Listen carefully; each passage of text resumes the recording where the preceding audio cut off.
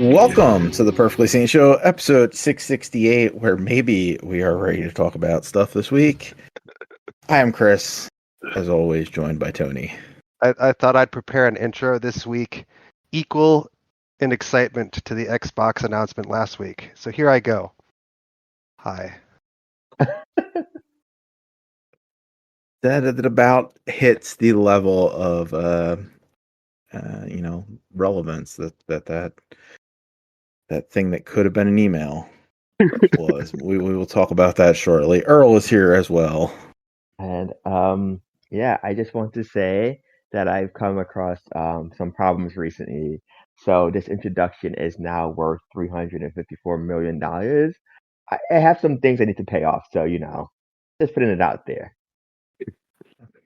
You have some sneakers that you want to sell us to.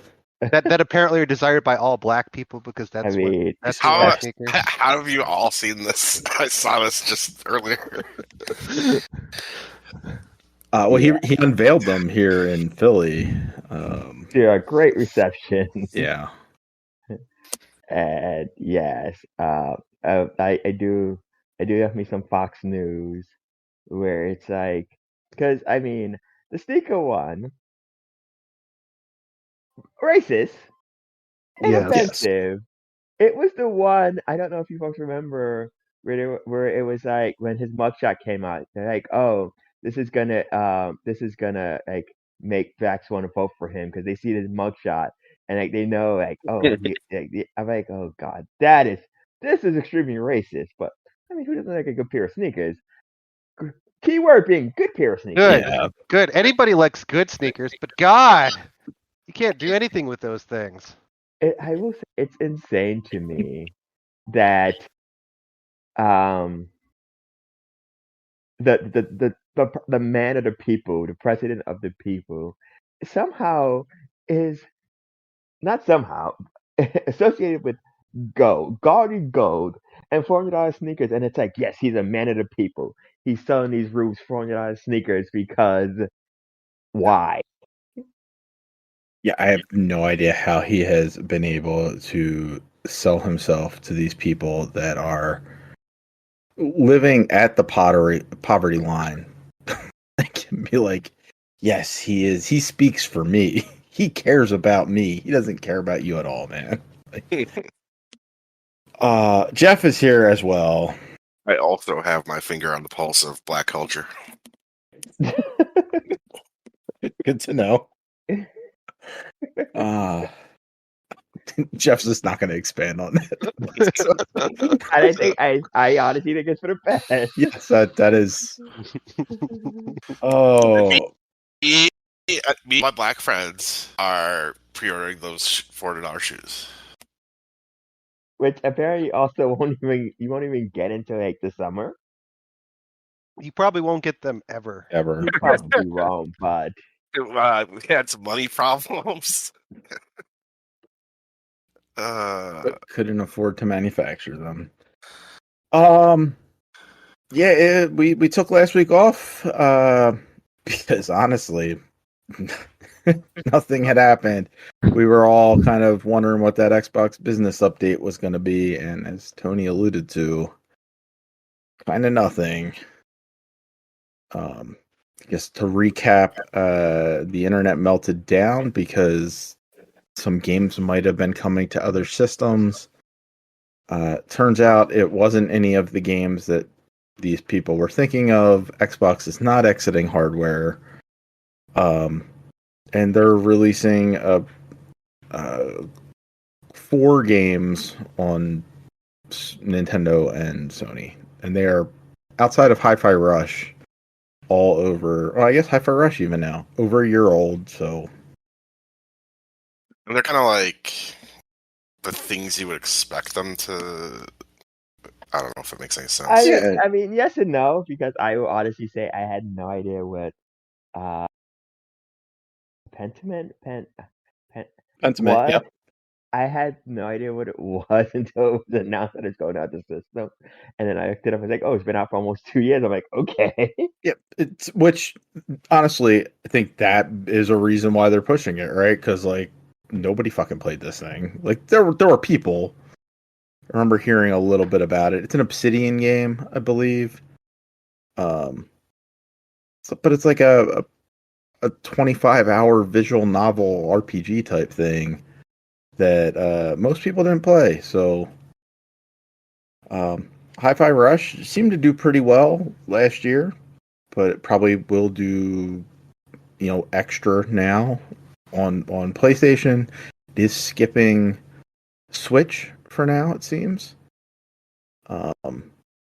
And then Grounded and Sea of Thieves were the other two. Grounded coming to Switch, and Sea of Thieves going to PlayStation in March and April. Pentiment on both, and that's out now. So that's it. That was really it. And then they said, "Hey, we're gonna keep releasing hardware. It's gonna be, we got some exciting news for hardware for the holiday this year. Ooh, that sounds exciting." And we're gonna make the biggest leap ever, generational leap for technology, with our next system. Whatever, bro. Right. Cool. Nonsense. Oh, we're still gonna make systems like. Okay, I didn't assume that you weren't, other than people on the internet going fucking, making shit up. So yeah, that was it. That was the Xbox thing. Woo! Yeehaw! Yeah. Yeah. And that was what it was last week. That was it. Like, it was that. And Jeff played, a game from a decade ago. Earl might have played something, and I played something. We didn't need to talk about it last week, so we took off. This week, though, everything has come out. Nintendo had a partner direct where we did find out about Grounded and Pentiment coming to Switch, along with 5 rare games as part of NSO. Yes. The what is it? The Rare Quintet, I think, is what they labeled it. Sure. Yeah, Killer Instinct, Battletoads, and something. Some Battletoads game. Battletoads and Battlemania. Bass Corps? Yep. Which is available in Rare Replay. I think most of them are available in Rare Replay. Except for that Battletoads game. Oh, really? Yeah, that's the only one. There was already like 3 Battletoads games in Rare Replay, though. So it's not the specific, what, the NES one is it or something, or what? Yeah, it's the Super Nintendo. There were multiple, I guess, Battletoads games that came out. Like there was Battletoads versus Double Dragon isn't on there, and then whatever this one is, Battletoads and Battleverse, or I don't know what it's called. So the NES one was on the NES one. Yes. I thought so. And then the arcade game, and there was another one, I think. Yeah. So I actually thought maybe they were releasing Rare Replay when they showed the Rare logo, and then started showing what's the Snake game that's coming. Oh, Snake, something Snake Rattle and Roll or something like that. Yeah, when they showed that, I was like, oh, maybe they're bringing Rare Replay, and that's just like a surprise. But nope, it's just these 5 to NSO. Also in that partner direct, for me, the big one was Epic Mickey getting a remake. Yes. Remake? Yeah, I guess. Remaster, I think. Rebrushed, right? It's an Embracer game, so they always have the weirdest remake type names. Because they're the ones that did Kingdom of Amalur something. Re-Reckoning. So dumb. Yeah. So there was some other stuff in there I am drawing a blank on. I was happy to hear about the Epic Mickey, because the only one you could play like on modern consoles right now is the sequel, which is not good. least I didn't think so compared to the first. The first was a really good game. Yeah, I don't think the First is sequel is bad, but it's first is not a- as good. It's just First is a like game, I over so think. quick.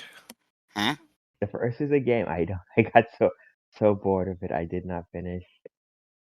Oh, really? I liked it. Um, If you're like in the Disney World, I think that was what was neat about it because it was a lot of like you're going into like Disney rides and stuff. Yes. So yeah, and that one seems to be getting a good amount of buzz. There was some other stuff there, and some Penny's Big Adventure. Or is that what that one's called? Yeah. Penny and Yo-Yo, or is that what you're talking about? Penny's Big Adventure, the game from the Sonic Mania people. She has a yo-yo, I think, And it's So, out, Yeah, it it's out. and it dropped looks that pretty day. cool. It looked cool to me. Like I don't know, I Yeah, like that developer too. Yeah, there was a good amount of stuff that they talked about. There seemed to be something for. I mean, it sounds so cliche, but there was like literally something for everybody in that partner showcase. So yeah. I think it was a good one for. Like, it was good and like, oh, there's games, but it was also like nothing was like, oh my gosh, it's like I've never played them. They're cute, but like Endless Ocean getting a sequel was more like, oh, they still make Endless Ocean games, and not like, oh my gosh, the new Endless Ocean. Um, I think for me, like one of the big ones is like the new Super Monkey Ball. Um, and I think it's the first time we've had a new new Super Monkey Ball in I think they said 10 or 12 years. Like we've had we got that collection yeah, like we've not had too long collections ago, of right? remakes, but like actual like a brand new game was that's the first one. That's in June. I thought it was interesting. I would wait the Star Wars Battlefront collection. Yeah, with online play. But that's also on everything. And I think some new characters and I think one or two new maps they said they're adding that Yes, game. I don't think any of us are not South Park fans. I was gonna say Shin Megami Tensei fans because that had an interesting reaction because some people were mad that it seems like this should have been the version they got like 2 years ago. Because it's actually like the complete version. Um, yeah, but yeah, it was like it was fine. There was a lot of good announcements, but it was like nothing mind blowing. I got excited for a moment there with that South Park game. It looked like they were doing another RPG, but Yeah, I thought so this too. maybe it was just because Cartman was in his wizard outfit that he wears in those RPG games, but then it looked like it was a 4-player action game. I was like, this is less interesting. I mean, if it's on Game Pass, I would do it with friends. Yes. Oh, and then I guess the other major announcement, at least for me, a World of Goo sequel. Yep. Yeah, this is something for everybody. And if there wasn't something there, then Jeff got his Elden Ring DLC trailer. Ooh. I think at the same time. Yeah, I was going to say, like, we're saying all of this happened this week. All of this happened on Wednesday. Just like everything just like dumped out there all at once. Because that's also, we'll get to in a second, is also when we got the Borderlands trailer. Yep. And all the Microsoft, yeah. And maybe the Kingmakers trailer too, which we'll get to in a moment as well. But Jeff, Elden Ring DLC. I don't know. It looked like Elden Ring. Like that stuff always looks fascinating to me. And then I remember I don't like playing this game. So Yeah, it got me pretty excited though. Like people have been waiting for this, and here we are. And it's supposedly like their biggest DLC ever. It looks like it'll be like another map that you connect to, like you like transport to or whatever, and so you get a whole new map. I think they said 8 bosses. I expect it to be pretty significant. Like I'm expecting to sink probably 30 hours into the DLC, probably. For what, $40? Yeah. Any new classes or anything, or is it new weapons and stuff? New weapons. Yeah, for sure. So you will be able to do new builds. Because like their games have classes, but they're just like starting points, and you can just kind of do all sorts of crazy stuff with you don't have to fit into one thing or whatever. You know what I mean?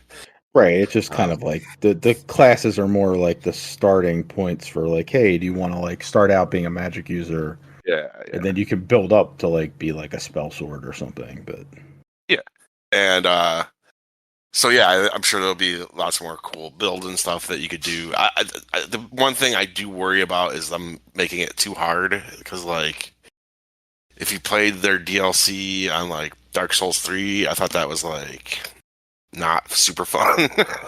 So I don't think they're going to do that here. I think this is just going to be an awesome expansion to Elden Ring, and I'm pretty I'm like finally have something I'm looking forward to this year, so that's cool.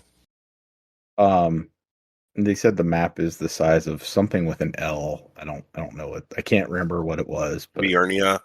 Yeah, is that a big area in the game, or? I think that's like the early area you'd be in. It's a section of the map. I don't know. It's not small, but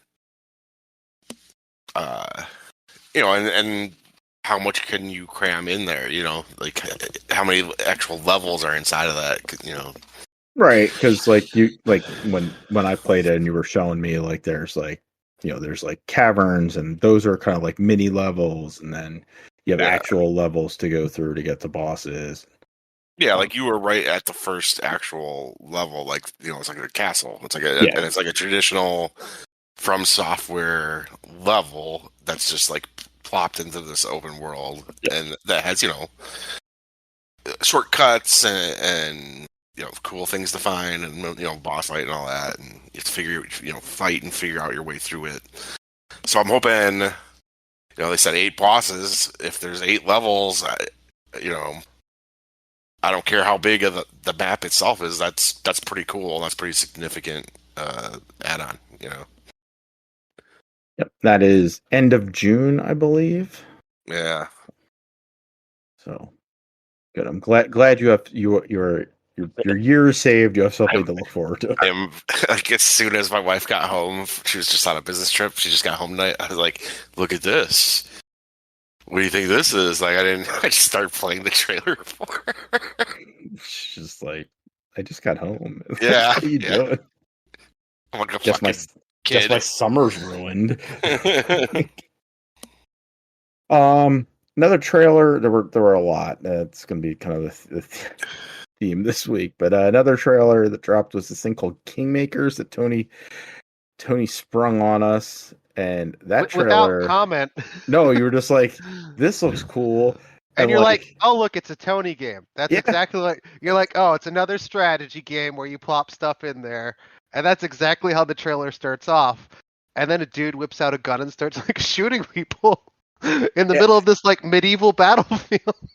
Well, I think it was like like that does happen. I think it was like, oh, they're like you're building towns and like it looks like you're moving armies. It kind of looks like Total War. And then a fucking pickup truck just drives onto the battlefield. Oh my god! Great trailer, excellent trailer. I don't know how much I want to play it, but that was phenomenal. What a twist! I have no concept of how good that game will be. I don't know anything about the developer, but I'm interested. So it does look like you're down on. I mean, we don't know a whole lot. We just know what we saw in like the 90-second trailer. But it does look like you're down on the battlefield with like some machine guns and shotguns and trucks, I guess. There's a helicopter. And the fucking chopper flies overhead at the end. Like that, it looked nuts. Yeah, I want to keep an eye on that one. I wonder how much like the strategy portion plays into it, or if that was just kind of there to throw you off. with the trailer. Yeah, I don't know if there's actual strategy in the game. It would be cool if there was, and then you like hop in and out of the. You can kind of like position your future guy Yeah, on the battlefield and like to strategically take out areas. Yeah, that one looks fun. Also, look kind of fun is the Borderlands movie trailer. Yeah, I'm also with you in the questioning, like, did it? But like, it doesn't look awful. It does look like Borderlands, which can go either way. Yeah, But like, yeah, it was serviceable. it looks like it will be a fun enough late summer movie, which I believe is exactly when it's Yes, releasing, like August. So it's like the first. It's honestly, and I know a lot of people made the comparison, which is fair, but it comes out right in that like Suicide Squad, Guardians of the Galaxy window, that early February, our early August shot, which is kind usually was the death shot, but like people have made it work. So yeah, that's where both the Meg movies released, and they did decent enough. And I'm expecting about that level of quality here. yeah, that seems fair. Yeah, I mean, I didn't really see like like it looks like the world of Borderlands. The humor definitely feels Borderlandsy. Borderlands at But I wasn't really sure about the action in it. But I guess like it'd be hard to translate that anyway. So you're gonna have to kind of stylize and just do your own thing with it. I could have done without the poop joke from Claptrap, yeah. but that was a little bit too much. Yeah, that seems fun. That was it. There was a lot that dropped this week. For us to kind of take a look at, and none of it's out yet, but gave us a feel on that.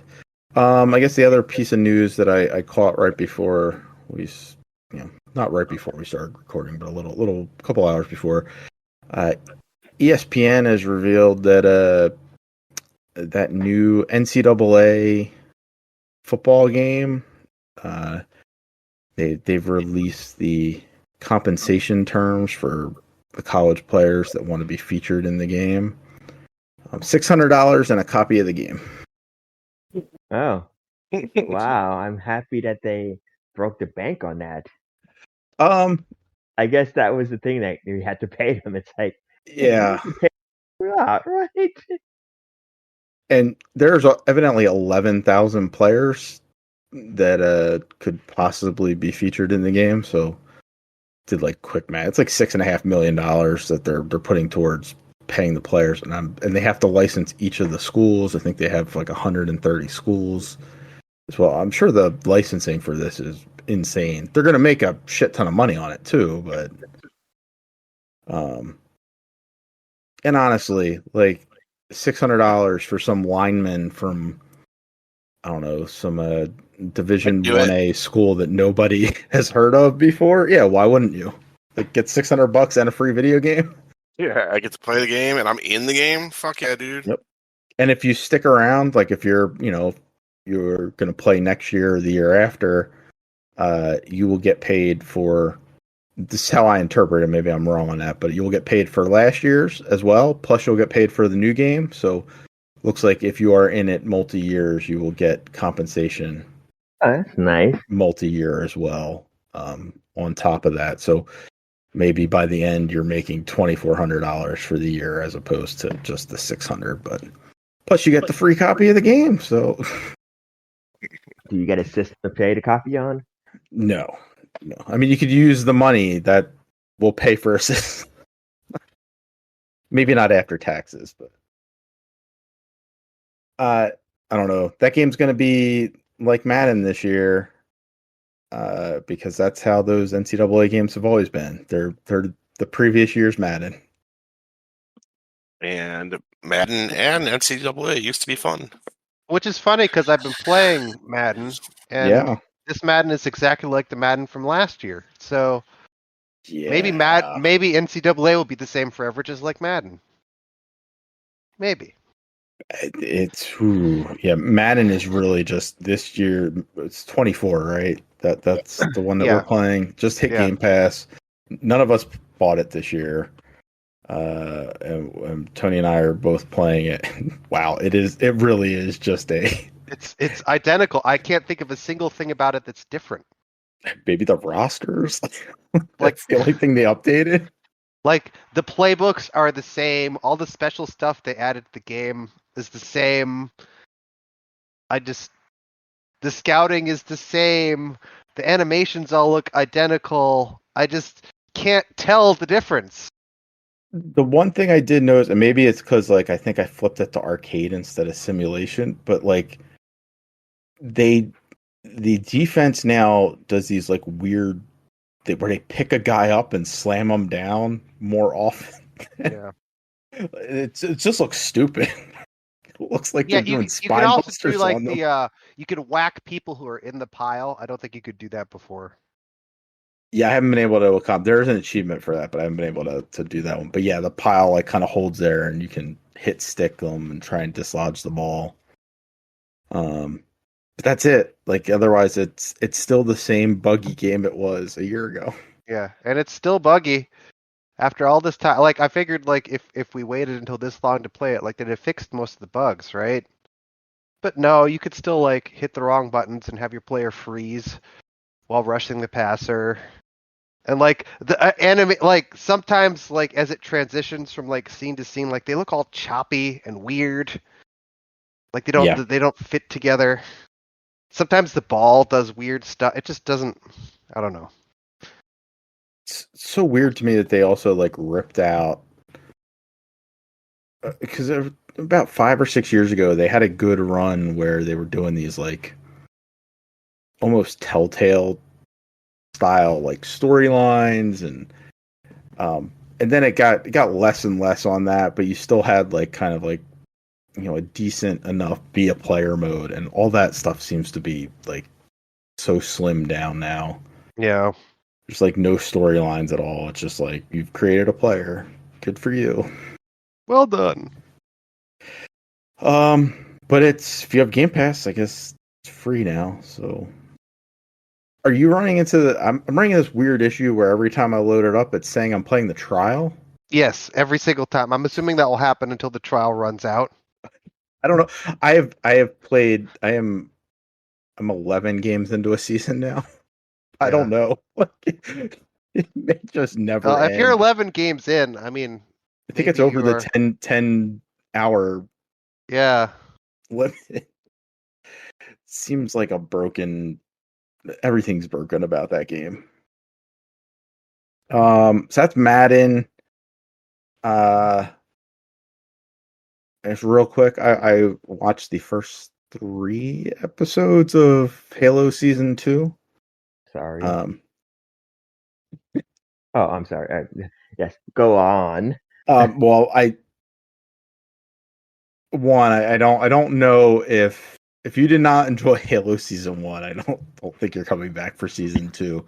The action in this is better. They've done some good things. They've also done some highly questionable things again, though. They took Cortana out of Master Chief, and so we're now 3 episodes in. The 4th episode just came out today, so I don't know if she's back now. But 3 episodes in, there's no Cortana in the show yet. So, and it took a while for them to put Cortana into him in the first season. So it seems weird that one of the major factors of Halo, which is Chief and Cortana, just doesn't exist in this version of it. To be fair, that's also what they said about the games with what's her name? The new AI. Oh, the weapon? Yes. Right, I thought Cortana was the weapon. Too. Yes. But But yes, it's a chief component intended of the game. And that TV show is just so weird. And I think it's probably fine if you didn't call it Halo. Like, it would just be like a neat sci-fi channel. Not, I mean, it's also sci-fi, but like a sci-fi channel quality, futuristic aliens versus humans type thing. But when you call it Halo, and you have a main character that is the Master Chief, just seems a little weird. I don't hate it, but I don't recommend it to people that are looking for Halo on TV either. Let's see what else we got here. I started Banishers Ghost of New Eden. That's the new Don't Nod game.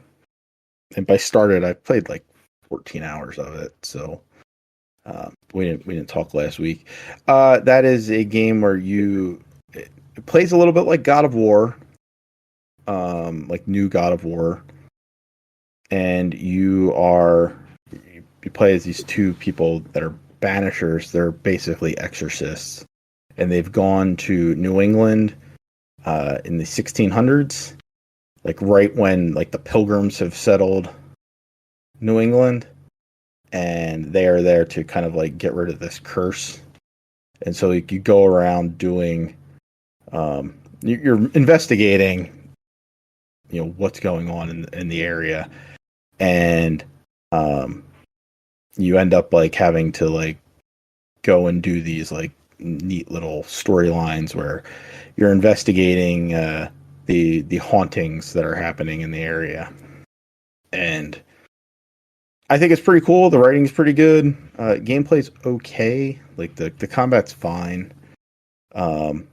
Your partner in it, she's this lady Antea. She dies early on, so she's actually a ghost. So she fights from the ghost realm, and then the guy Red, he fights from the human realm, and you can bounce back and forth between them with a press of the button. And so that kind of like adds like a neat layer. You can do some cool combos and stuff that way. But the reason that you would play this, I think, is for the story, which I think is actually pretty good. It looks decent enough. It's not the best looking game, but it looks good. And all the voice acting, I think, has been pretty top notch. So, I would probably wait for most people, like, till that game like hits like half price. But I'm having a good time with it. I'm about halfway through, I think. About 15 hours or so.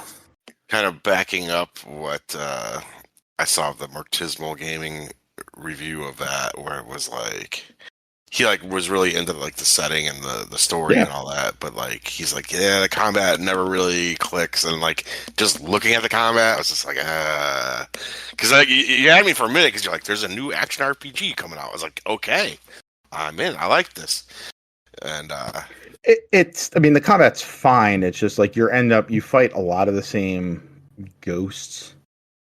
Like there's not big enemy variety, so you're gonna learn how to take out each of the different types that there are. There's only like a handful of them, so you're not gonna be like changing up your strategies at all. I think the best fights in the game are these like boss battles that you have, and they're different. Like you fight this big thing that has it's called the Beast, and I mean, if you played Monster Hunter games, like it looks like a rhino type thing that charges at you, and you have to hit its weak spots to kind of hurt it and cripple it. And so that one was more interesting than the normal battles. And then I just fought, I guess, the second big boss recently, and you're fighting shadow versions of yourself, which that's something that happens in a lot of games. But you have to, so like when you're fighting as Red, you have to fight Red Shadow with Red, and when you fight Antea's Shadow, you have to fight as Antea. So you kind of lose your ability to bounce back and forth in that one. But the rest of the battles are all like, oh, you're going to fight these wolves that, they take a couple hits, you roll out of the way, you knock the ghost out of them, then you can banish the ghost. so that combat stuff never gets like super intriguing. And there's a good amount of combat. It's like you really just want to kind of move on to get to the next like cool like area to explore and story bit to see what's going on. And one complaint I have about like the story stuff is like you're kind of you're basically ghost hunters. You're investigating what's happening with these people, but it all ends up just being go to this area, find all the things to click on, and then at the end, like, okay, you've done it, and your characters then they'll make a decision. Like they'll come up with they'll put all the context clues together and be like, all right, here's what happened, and then you'll get a choice of, what do you want to do to the ghost? Do you want to banish it to hell? Do you want to ascend it to wherever? Or do you want to kill the human person that it was haunting because they're the bad person here? So it's always the same three choices. You never have like do I have all the information? Am I making the right decision here? You know the whole story. It's a shame because there's games like, the Sherlock Holmes games that are third adventure games, but sometimes you don't have all the information. You can fuck up those, like when you're doing those mysteries. Like you can accidentally send somebody to jail or condemn them because you don't have the information. Or even further back with L.A. Noire, we always bring back up here, like where you're like interrogating and like you're making the decision on, is this person actually guilty based on what they told me? This game not giving you that. It's really just like, all right, here's all the information. Here's what happened. How do you want to judge these people? I think it would be cooler if you could actually put the information together yourself. But anyway, I think it's kind of cool. Earl, tell us about Balatro. There we go. I also was trying to avoid pronouncing it. Um, but yes, Balatro, I assume you folks have heard, because it's the talk of the town. Honestly, no idea what it was. Everybody just kept on talking about how amazing and addicting it was. So I'm like, $15, I wasn't paying anything. Let me check this out. So what it is a poker roguelike. So you, I mean, it's a game where you create poker hands and you have to just defeat a parkour for the stage. So like right now I'm on a run where it's like, oh, you just have to get 400, and the points are based off of like flush, straight flush, pairs, two pairs, three of a kind, four of a kind, full house. The typical poker hands. Very simple, very basic. Everybody, well, I don't know if everybody, but you kind of know what a poker hand is. Yeah. Except Really? Jeff. Jeff doesn't know. Where the evolution and the game comes in is there are a bunch of different modifiers you can get in the game. So there are jokers, and the jokers are, well, one form of modifiers. I can just put my menu real quick. So I'm in the game.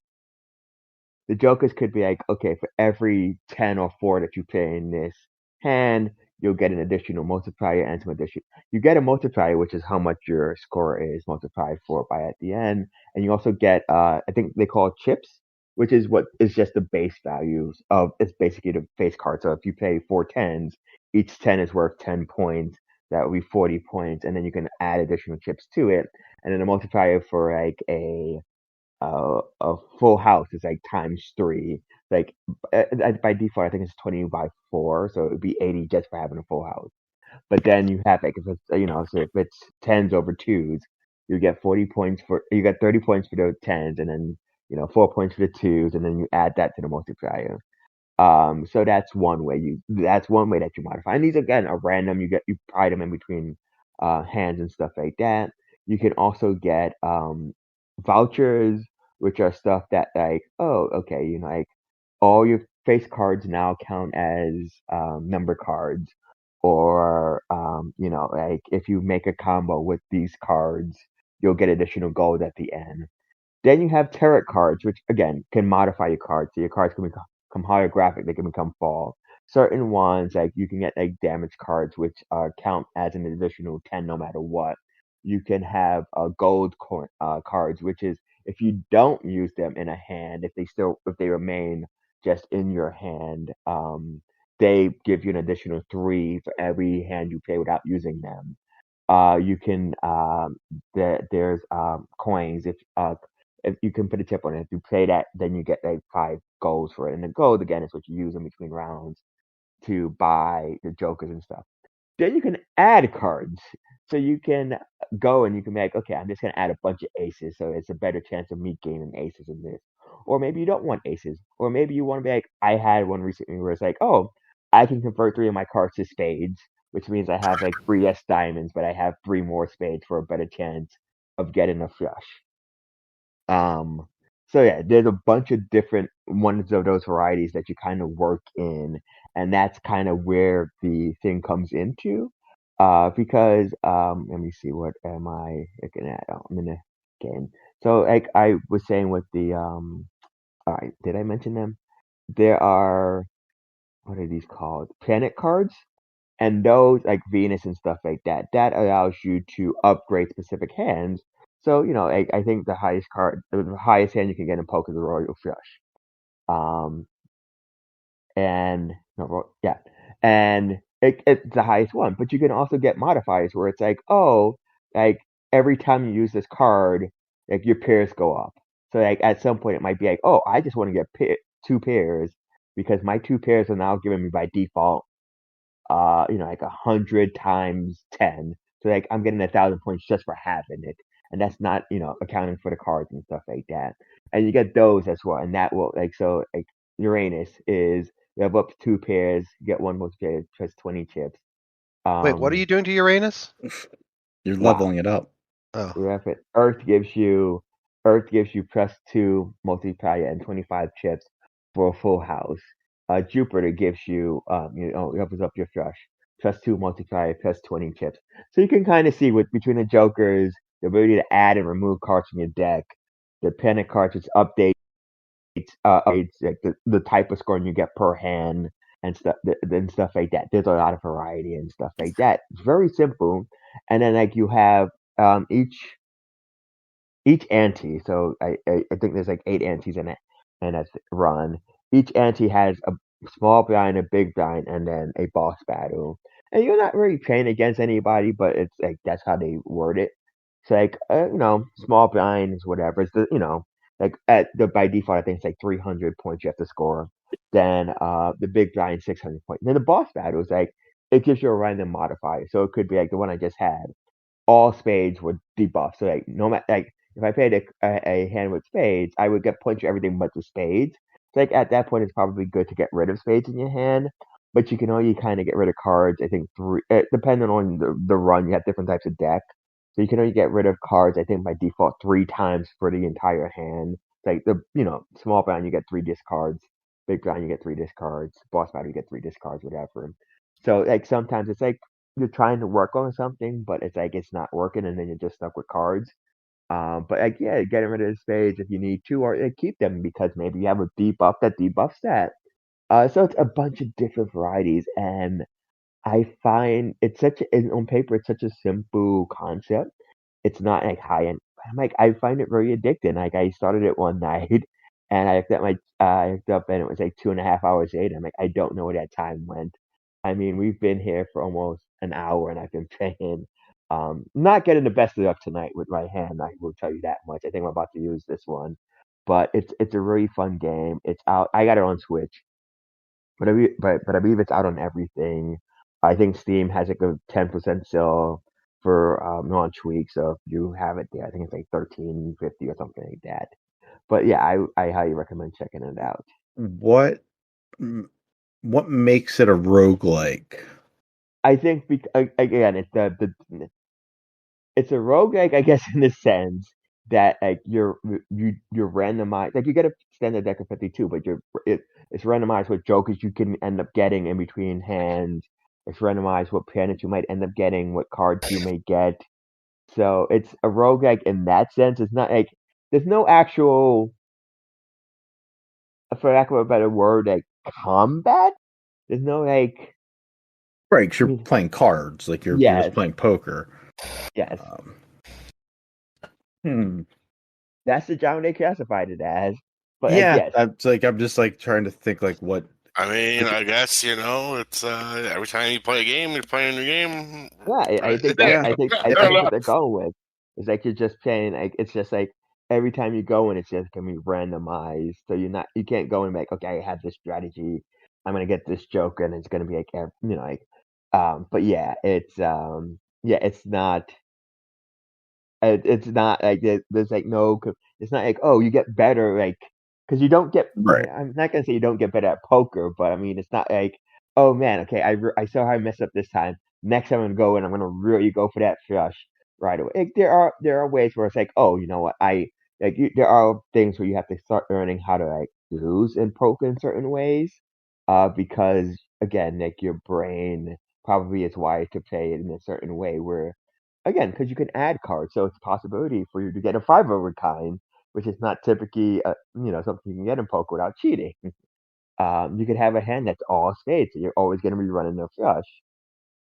Stuff like that. Sounds neat. I've heard of this game. I heard it's very, very good. I should probably check it out. Yeah, I feel like this is a Jeff game, like how we have Tony games. I feel like this would be in your wheelhouse. I mean, I love poker. And it sounds like a game that'll be like smart to pick up on the Switch. Yeah, like something really good to kind of play on the go. Is there like a time limit on your plays, or can like you can No, just you can be a yeah. perfect game to just like, oh, I'm kind of like watching this thing. All right, yep, nothing's going on. Now I'm gonna like make another move and play another card or something. That's neat. All right. Well, going from something that sounds cool to something that sounds like they should have left it 10 years ago. Um, Tony, you played some Skull and Bones. I did. Where's the transition going? So going back to probably even more than 10 years ago, when was Assassin's Creed 4? That's a good question. Was it like 2012? Was it like 12? I don't know. Anyway, so as we all know, Skull and Bones was based on a certain part of Assassin's Creed 4 where you were playing as a pirate and you'd have your own ship and you could go around and attacking other ships. And they decided to make an entire giant game out of it. The problem is when they made this decision, they took all the things that made that interesting and fun and removed those from the game. So, like, you're stuck. You have this, well, starting off in Skull and Bones, they put you in charge of a ship to start off, and you're, like, fighting the entire English fleet, and your ship gets sunk. And you're stuck on this island, and you have to figure out how to get from their island to the pirate paradise, or whatever the fuck they call it. Like the island or the city that has all the pirates, right? Where all the pirates are. Yeah. So you have this, like, it's basically a rowboat, and you have like 2 people with you, and you're like trying to gather materials so that you can figure out how to get to this place. So you're trying to like do quests for this person who will tell you where it is. Spoilers, he doesn't tell you where it is, he just laughs at you, and then you have to find out where it is on your own. But so you have this tiny little rowboat. The enemies to start off are like sharks. You like sail through the water and the shark will sense your boat and attack you. And you fight the sharks by like throwing a spear at them, like a fishing spear, until they're dead. Eventually you'll get to a point where you can make it to this pirate port, and you can then start gathering materials so you can build your own ship. And that's basically the entire game loop, is gathering materials so that you can get this next thing. There are some really odd things about the material gathering. For instance, the entirety of the gameplay is on ship. There are some sequences where you can take your like little pirate and walk around like a town and talk to people, but there's no like actions that happen. It's just talking to people. So like if you move your ship towards the shore, you can like gather trees so that you can get wood to build your ship.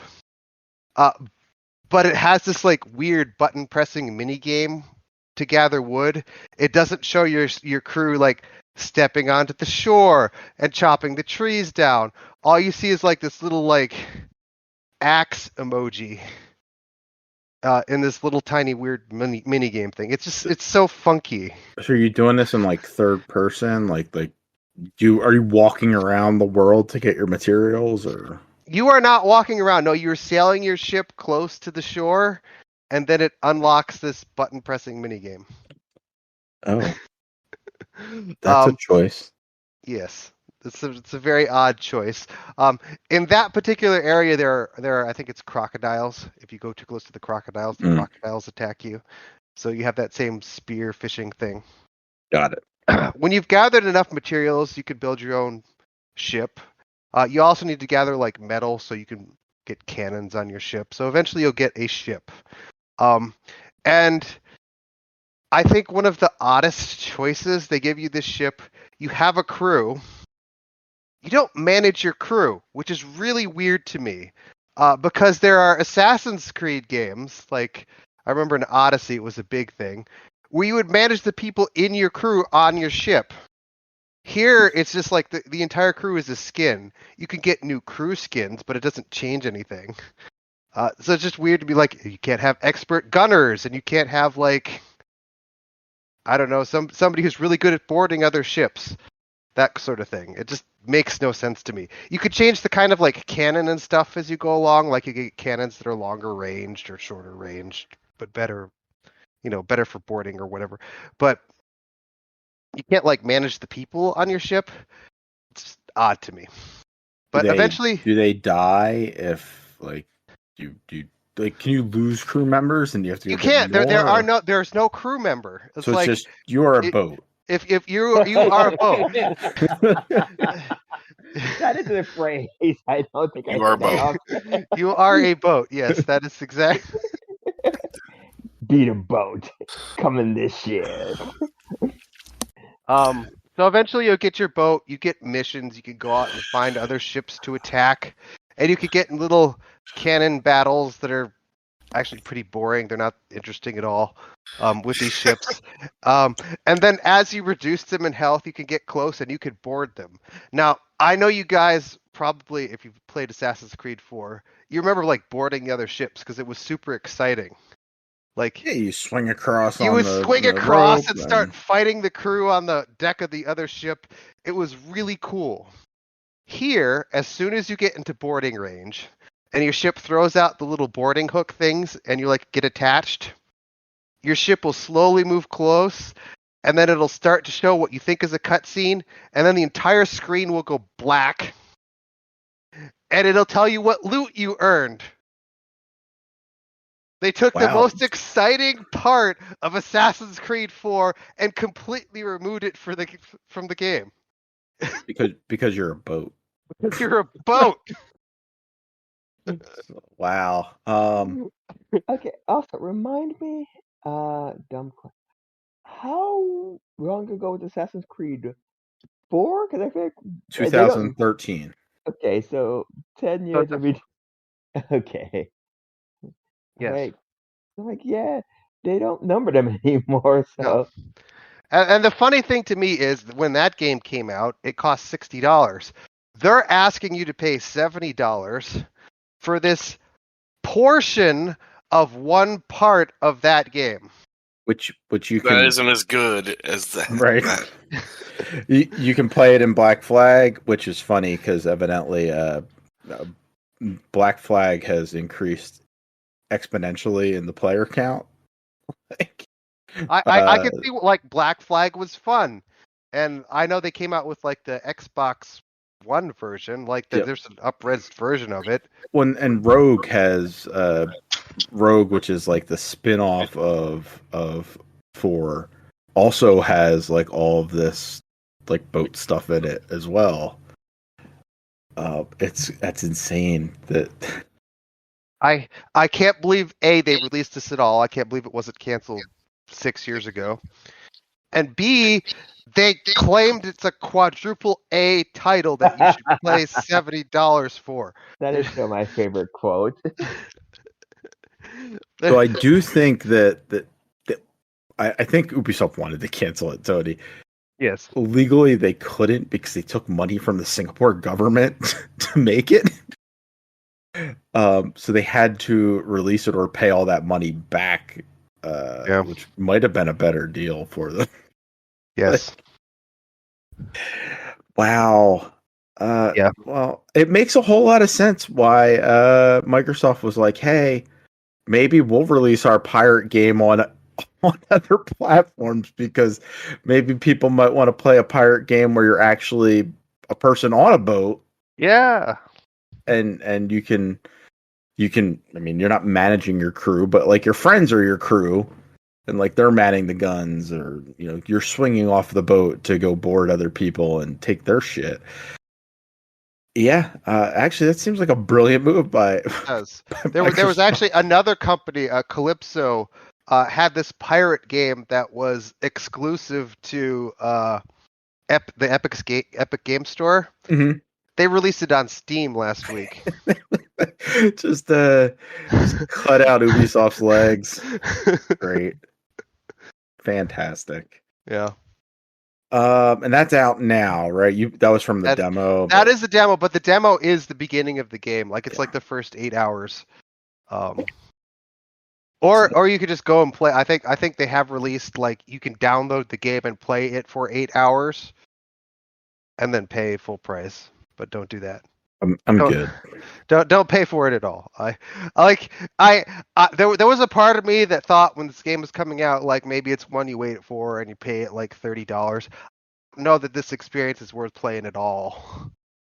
I really don't see what you get out of it. Yeah.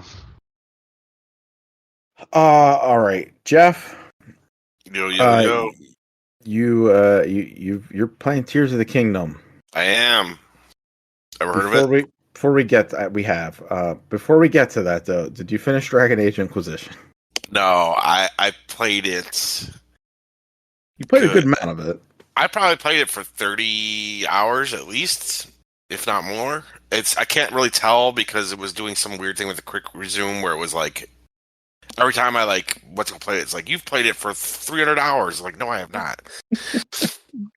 It just like you left it on and it just counted.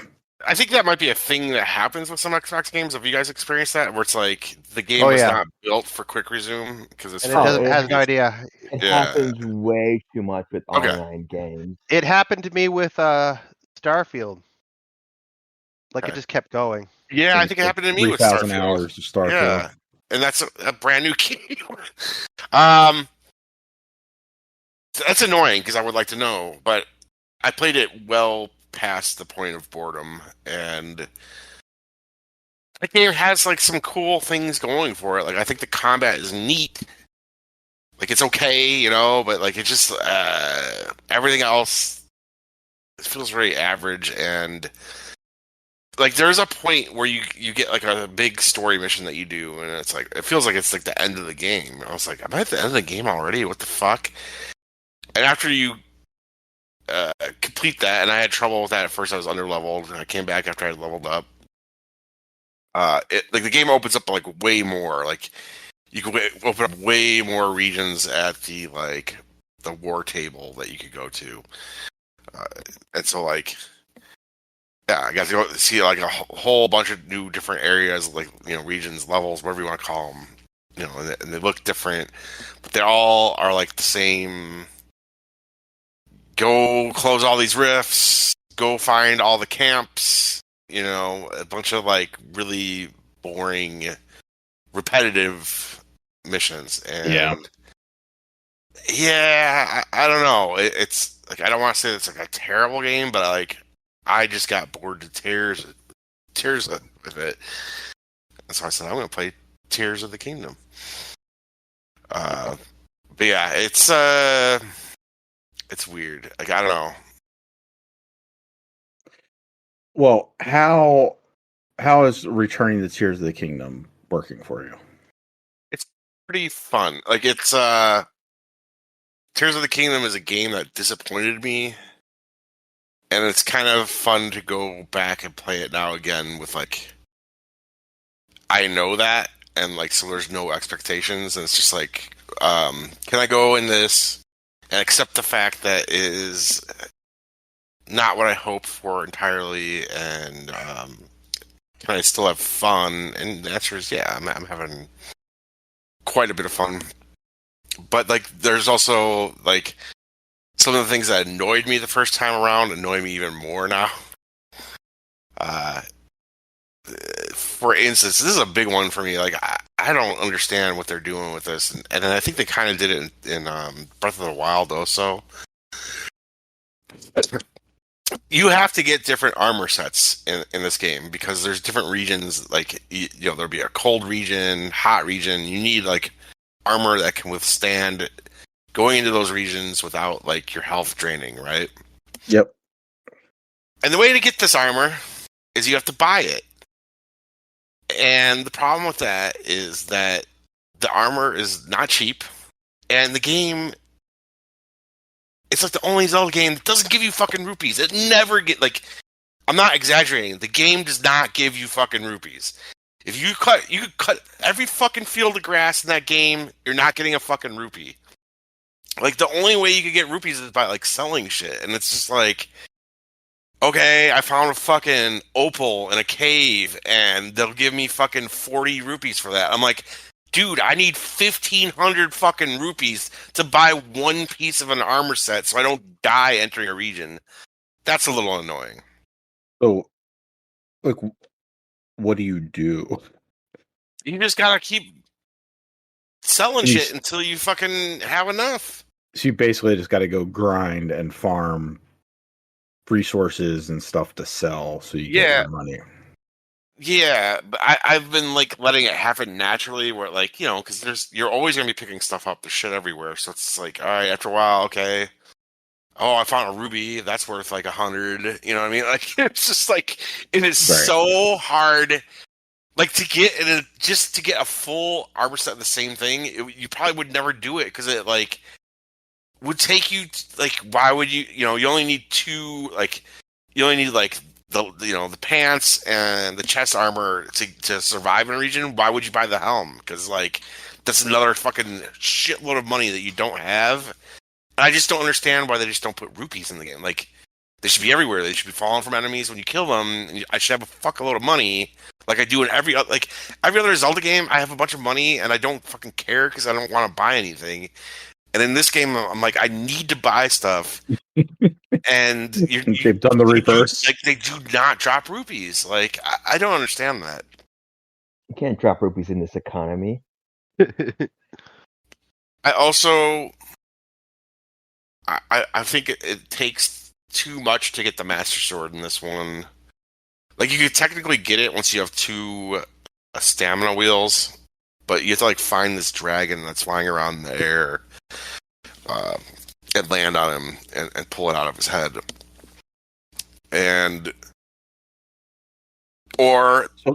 Question for you. Where does this, like, this is a direct sequel to Breath of the Wild. Yes? I don't know. Sure. Yes. Okay. Yes.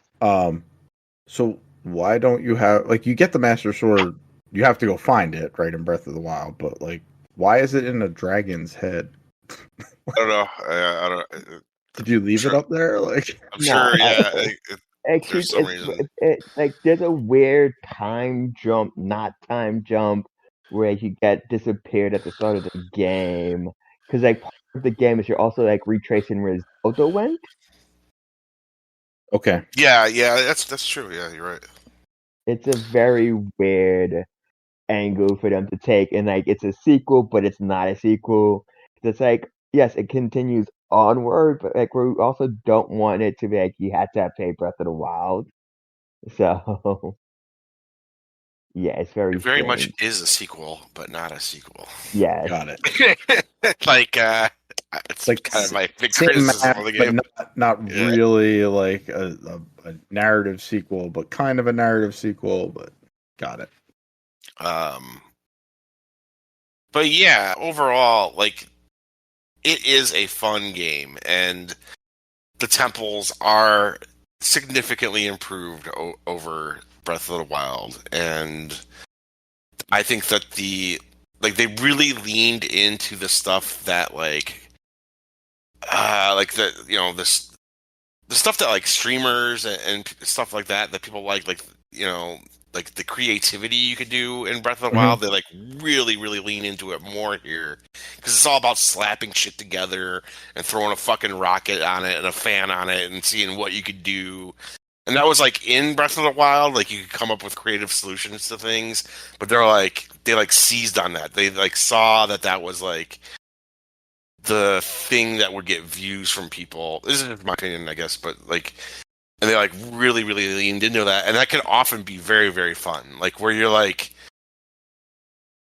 and I wouldn't assume that for myself. I would think like, I don't like that, but like it like when you come up with like a crazy solution where you're just like, I'm just gonna fucking keep finding pieces and build a giant fucking bridge, and that will get me to like where I have to go. And you're like, you don't know if that's how you were supposed to do it, but it's just like it worked. You know what I mean? And that's kind of like almost like an evolution of the Banjo nuts and bolts, where it's like you have to build shit to like figure this problem out, but you can.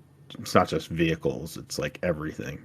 Yeah, and like none of it is like overly like the building is not like a kid could figure it out. You know what I mean? It's nothing like intense. But you could go really crazy and get really nuts with it, and it's a fun game. I think making like airplanes and shit. Yeah. Like slap, like you find like these things that they're like wings, and you could put a little control panel on it and a fan, and you're fucking flying around like you got an airplane. And then there is like sometimes you have to use that shit like to get into the fire temple. You have to like go up Death Mountain, and there's like a 3-headed fucking beast on top of the mountain, and you have to like slap together a plane real quick, start flying that plane and shooting at the fucking, and it's neat. It's like this is really fucking like epic. Like this is so fucking cool. But yeah, there's just like a lot of like the annoyances that I think I and other people had with Breath of the Wild aren't entirely addressed. Like I am with the crowd of people at this point where I'm like, I don't understand why the breaking weapons. Like it's just why. So I can move to the next. He's come around. Finally! It only took, 5 years? Well, that's what's like annoying about not having the Master Sword yet, because that's the one thing that doesn't really break, and I'm like, I want it, but like, I don't want to, like, I'm not ready to fight this thing I have to fight that, I don't know, basically like, because like I said, there's a dragon flying around the map, and if you can find him and you land on his head, you get the Master Sword off of him, but there is a boss you could go fight down below the fucking, like, in the depths. That, like, after you do that, you'll get where the dragon is marked on your map at all times, so it makes it way easier to find him. Like, it's a massive open world, right? Like, so finding the dragon is, like, impossible to do, and so, like, you need to go do all this other fucking bullshit in order to have him marked on your map where he's flying around, and it's like, God, I hope I just jump off a tower at one point and see this fucking dragon and get my fucking sword that doesn't break, man. It's like, what's the point of it? Because it's just like you break this stupid like level 6 sword and go to the next level 6 sword in your inventory. Like it's garbage. Like they should totally they should redo when they do another one of these. Like go the complete opposite direction where you invest in your weapon and you level it up, and like it like you could like. You don't have to use the Master Sword. You could use something crazy, but you could build it up. Like that's how it should be. Like, I would prefer that than to be like, oh, your sword broke, so now you have to use a spear, or your spear broke, so you have to use a hammer. Like, just like let me invest in one play style. It's just I get what they're going for with it, but it's just like my preference for like an RPG is to like invest and like. Over time that pays off, you know what I mean? And like not oh, pick up a piece of garbage I found last and try to like survive. Like, yeah. What were you gonna Anyways, say, Earl? Oh, that I was just gonna say, I mean, I personally still don't have an issue with it. I will hold strong, but I am also of the mindset. I think Tony pointed this out as well. Um, but I feel like they did a better job with it in uh Tears of the Kingdom with the fusion because it's always like something you can kind of add to the true, weapon true. to make it slightly more powerful or prolong it. Like at least with Breath of the Wild, it was very much like you have to find new weapons. You have to like this one. Yeah. It's like, oh, I'm gonna throw it on a pot. I'm gonna make this an exploding boomerang. You'll find something to fuse for some longevity. Yeah, Yeah, here it forces that creativity on you in those situations, well, which can be fun. Then you didn't have that option in the previous game. I never remember to use fuse. Oh, I Fuse is just so great though because you get I use fuse to attach rocks to my sword so I could bash other rocks when I'm trying to like do spelunking. That's about it. But like I did accidentally this playthrough accidentally like fuse a ruby, which I would normally sell those. I fused a ruby to my sword and it like shoots fucking fire off my sword now. I was like, Yep. holy shit. yeah, there's a lot So of yeah, fun maybe combinations like if I that. looked into So that more. So also be careful because there are some times where I've done it where I've like equipped like an exploding barrel and like I guess it's like a spare. Like if you hit somebody with an exploding barrel sword, it's gonna hit you too because it's just too close in proximity. You know how you gotta like attach stuff to like your arrows when you're shooting them? Like I want to attach a fire fruit or whatever. Bomb. I, Bomb I was fruit. in I was in the fire temple the other night and I was like trying to blow something up, so I was like trying to attach a bomb to my arrow and I kept dying and I couldn't figure out why I was dying. I'm like, who's shooting me? It was my fucking bomb exploding immediately as I pulled it Oh, out. because it was hot. It's right? because it's hot. Yeah. I was like, who is shooting me? Someone is sniping me. Like I was freaking out. Like I died like 6 times, and then I was like, oh, that bomb is just exploding the second I pull it out and like fully taking out my life bar. Um, It's fun. Again, like it's just it's. I have my big criticisms of it, but like I don't know, looking at around what was available to play right now versus I had this from last year. I was like, I'll play this again. And, yeah, I like it, but like, there. I wonder what Chris would think about it. I really do. Maybe one day. You I like the 3D Zeldas in general, but just not the newer ones, or do you just not like 3D Zelda? I can't remember where you're at on this. I like Wind Waker. Okay. Like that's it for 3D Zelda. I don't. You don't I like didn't really Ocarina and Majora's Mask and know. wow. What was the Twilight Princess? That one's okay. I didn't like the opening of that, but that one's fine. Skyward Sword, I don't love, but it's okay. Yeah, it's the worst. And yeah, I don't. I give me a 2D Zelda any day of the week, and I'm kind of at I'm that. on board. But I want a new 2D Zelda, like a fully new 2D Zelda as like a big game for Switch 2. I really do. But will we get that? I don't know. yeah, who knows? Who knows when Switch 2's coming? I mean, Looks like the rumor is now Yeah. next year. So Anytime between now and the releases is when it's coming. Just stay tuned. That's my insider info because that's how insiders work nowadays, right? You can say whatever. keep guessing until you get it right. Yeah. isn't that how it works, right? You just keep throwing out speculation. Eventually, you'll hit on it. Yeah.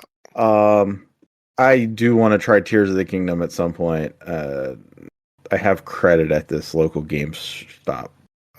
It's not a game stop. It is Okay, I was going to say because I think credit at GameStop works for all game Yeah. stuff. No, Like, it's kind of special it's like a local like independent game store that I have some credit at, and they didn't have a copy of it because I would have used it then, so I don't have to go back there. But they did not have one. They didn't have anything I wanted either. So at some point I will try it. I do have Breath of the Wild in my Switch, and I played a half hour of it last week.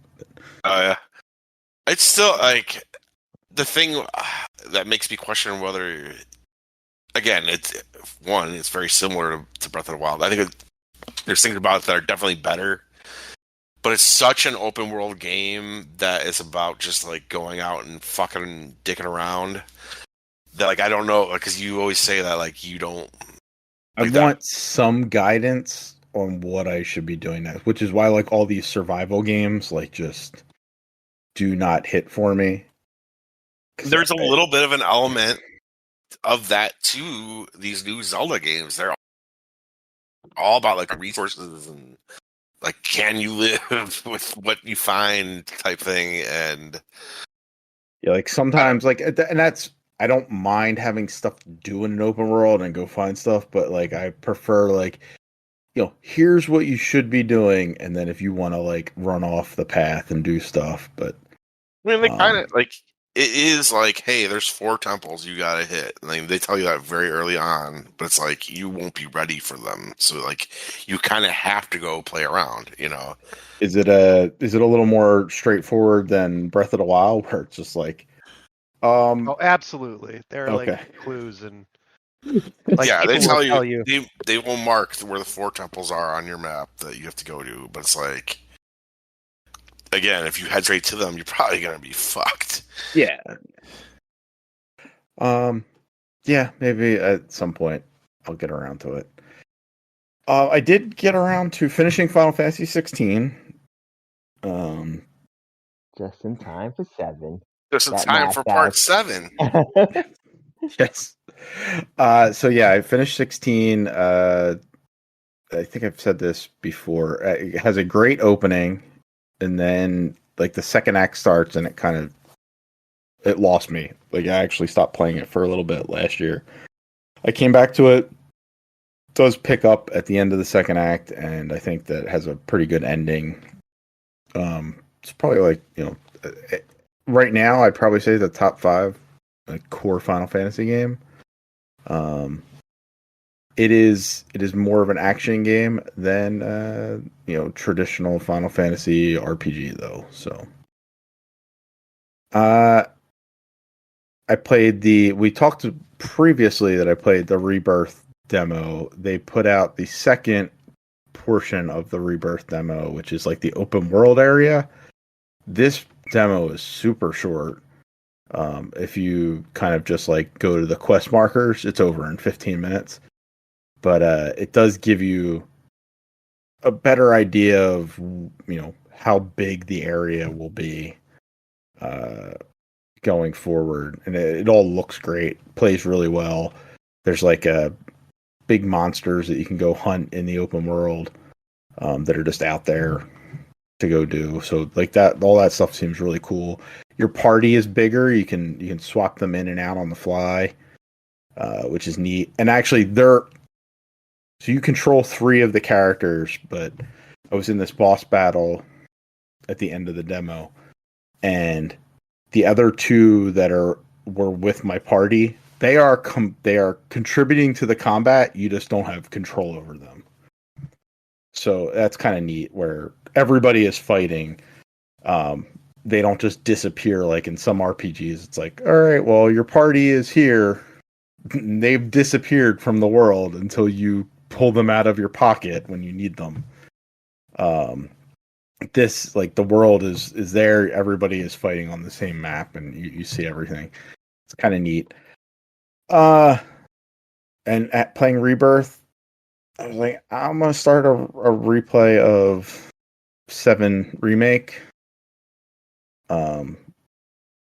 Because I got the free upgrade on PS5. I played it originally on 4, and that first chapter in 7 Remake is fantastic. Tony, I know you were like, maybe I should play this Yeah. game. If you have remake and you don't like the first chapter of 7 remake, I would not get Rebirth. Okay. I think the first chapter of 7 remake is like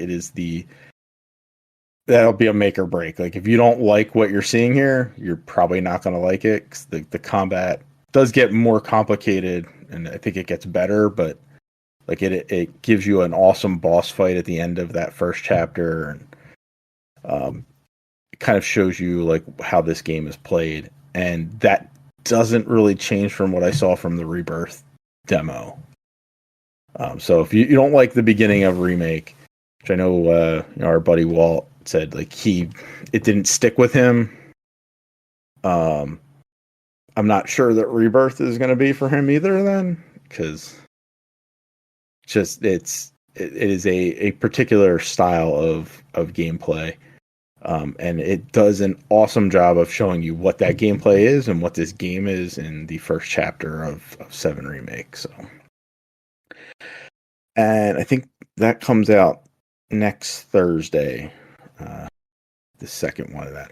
Also, story wise, if you know the story of 7, they make some changes to it in remake at the end, which will change what's going on in Rebirth. Oh. So it is not. I'm trying to say it's a remake trilogy. It is not. 7 remake is mostly a remake up until the ending, and then it basically says, "Fuck all this. We're doing our own thing," and they change the timeline. They pay homage. Keep saying homage. They're paying respect to the original game, but they're doing something new, and I think Rebirth is like Rebirth is like this thing. Like, hey, we did what you wanted with 7 remake. You got 17 chapters that are pretty, they're pretty true to what you got in the first game. Just 3D new gameplay style. But then chapter 18 is something completely different, and we're doing our own thing now with these characters in this world. Same concept, but like think of it as like, well, it's like you played through 7 up to a point, and then it Yep. like really deviates, and now they're like, guess what? It's fucking different now. Like we're doing our own thing. game. Like, yeah. So it's like you're still going to these places that you might know from the original game, but things are slightly different because of the events that happened in remake. I think it's neat. Like it's a neat way of approaching it, and it makes this new trilogy, which is going to take 12, 15 years to finish. It makes it its own thing, which is kind of neat. So like if you're a fan of the original, it has a lot of stuff there for you, but this is also, it's perfect for people that never played it before, because you'll get everything you need from remake and rebirth. And finally for me, I downloaded the Final Fantasy 14 beta on Xbox, and yeah, it doesn't work if you have it. It doesn't work. But and it's still such a weird. Yeah. God, that is so weird. So it's not that it doesn't work, Tony. It's that, and so originally, I think Earl, I mentioned this before, might have a problem doing it because like a decade ago, I played 14 on the PlayStation. And they said that like if you have previously played Final Fantasy 14 and your accounts are linked, you won't be able to get in. Turns out that not only if you have your accounts linked, if you previously played it, if you are not creating a brand new Square Enix account, you cannot do it. So like would need to create a brand new account to try and play this, and like I'm just not going through all of that trouble. That's too much work to play a beta. I'll just play it when it comes out. So yeah, if you have ever created a Square Enix account for anything, so that could be Hitman, it could be anything that they've ever done, and you've put your email in and created an SE account, you cannot play the 14 beta on Xbox. You have to wait till it comes out officially. And finally, Tony, you got Helldivers 2. I did. I Both have of you. only so far played through the tutorial though, so but the game has a very specific sense of humor that I really appreciate. It's all like rah rah, like it's tongue in cheek rah rah for I don't even know who you're fighting for, but humanity or whatever. You're like the funny thing, like you're going through the tutorial and it's showing you how to move through the world and throw a grenade and dive to the ground and fire a gun and all this stuff, and the guy who is like the general in charge is apparently running the tutorial is like telling you how you are the best recruit he's ever seen. I've never seen somebody do this so well, and it's so over the top outrageous. I'm laughing the entire time. You do get to see like the giant bugs you get to fight. That's part of the tutorial. But I currently don't know a ton about the game. Like the reason I bought it today, they finally released a patch because they've been having server issues. Yeah. They released a patch that kicks out people who have been leaving their game running to maintain their spot in the server queue. So that nobody can get into the game unless you're doing that. It's like they're kicking all the AFK people out. So I think I could have immediately gotten into a game after starting it. Like I think this may have fixed a lot of their issues. But I don't know. I need to play more. I think the idea of a cooperative game where you're like fighting these giant things and like calling down airstrikes from above and that sort of thing looks super fun. So I am playing on PC. If you have a PC or PS5, I will be playing with you. So it's $40, right? It's $40. It's pretty cheap. And actually, one of the reasons I got it on PC was because I could get it on Fanatical for $33. So. Oh, that's pretty good. Yeah. So it's very inexpensive. It's much less than Skull and Bones. So.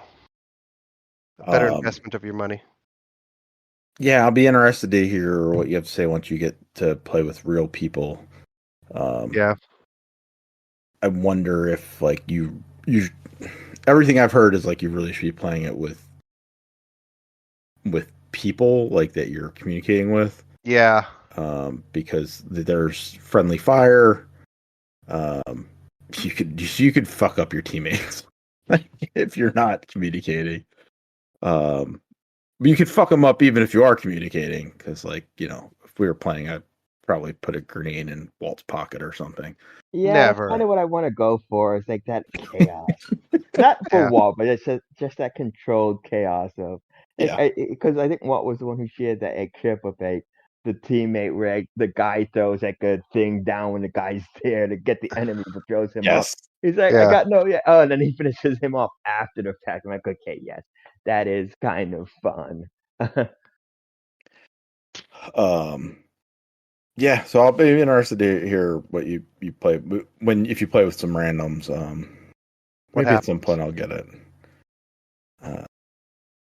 Yeah, it looks fun, and so I wonder what the longevity on it will be. If there's more than just like, I hope there's like more maps than what they're what I've seen. It all kind of looks like the same rocky terrain, but with those giant bugs, which look awesome. But so keep us updated on that. Earl, did you play anything else besides Crazy Poker? I think there was something else I was going to talk about last week, but now I don't remember, so probably not that important. It's fine. Jeff, I mean, you played Dragon Age and Tears of the Kingdom, so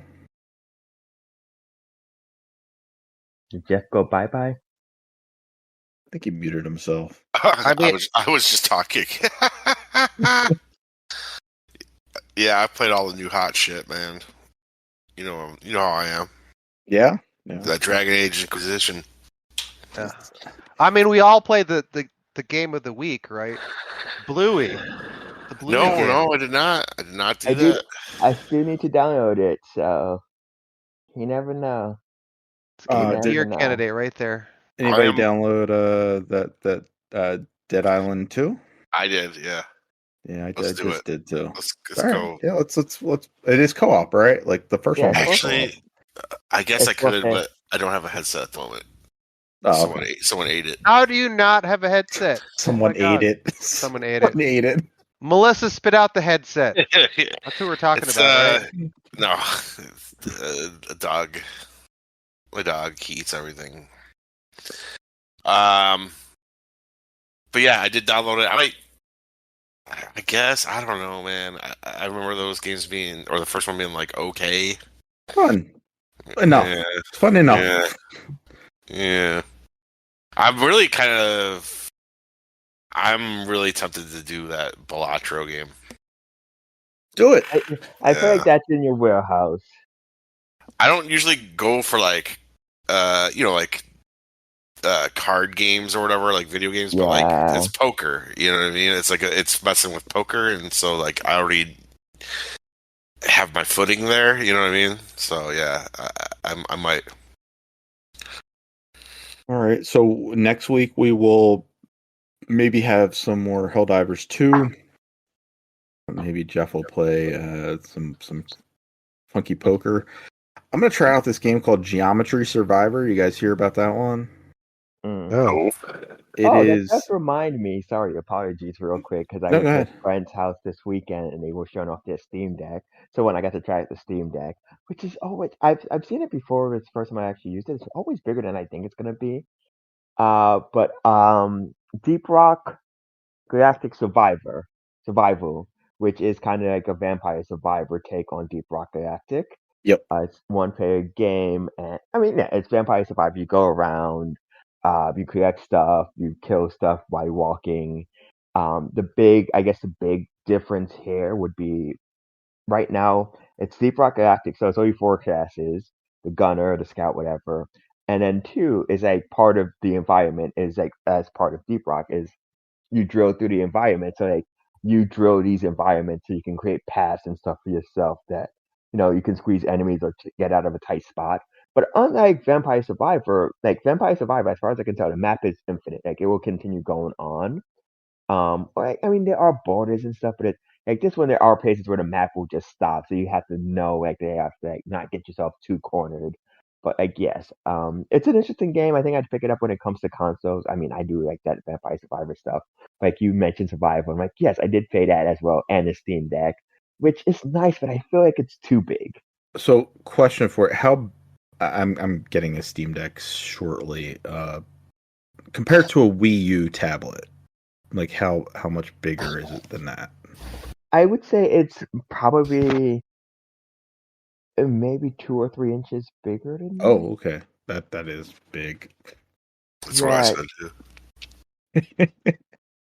Like, I don't know the exact specs, but I mean, I feel like because I'm accustomed to the Switch is a lot. I mean, the Wii U in general is also like because there was nothing in it but the screen. Like and then it's like it's not the size so much. It's like when you held it, it's like how far apart your hands are. You Mhm. notice how wide it is. All right. And going back to Geometry Survivor, it is exactly kind of what Earl just described with Deep Rock. It is a Vampire Survivors type game, but Geometry Wars. Ooh. It's an auto shooter, but you are in like that Geometry Wars type design, and so you're picking up different weapons, and evidently they also evolve. It's $8. I was like, that seems pretty cool. I'm gonna give it a shot. So, I might have that for next week. And I don't think I'll have Final Fantasy Rebirth. So I think that'll be about it. And yep, I don't think right now there doesn't seem to be any announcements for next week, but who knows. And other than that, we'll be back next week. Jeff, say goodnight. Good night.